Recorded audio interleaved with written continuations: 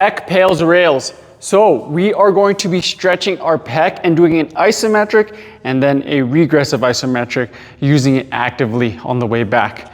So we are gonna go here, go about 90 degrees.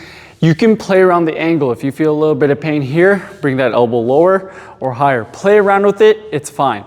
So from here, what we're gonna do is we're gonna push forward and we're gonna feel that stretch right there in the pec.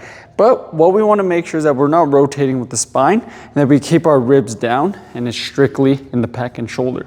So from here, we are going to find that end range, and that's our stretch where we can't go any further without the spine taking over.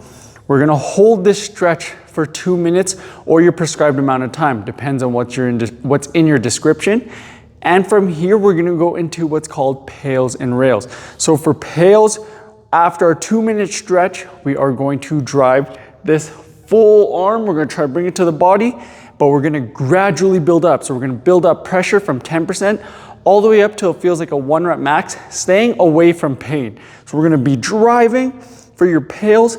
After your pails, we're gonna go into rails, keeping the same body position, and we are gonna try to open up more actively, firing up the back of the shoulder and pulling the whole arm off the rack without the body moving.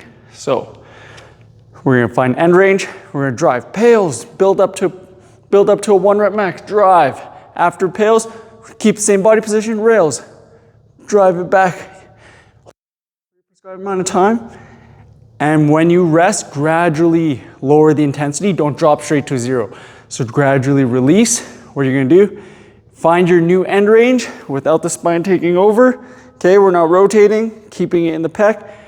15-second, 20-second rest, then repeat. Pails, rails, rest again, right here, pails, rails, and then recover, do the other side.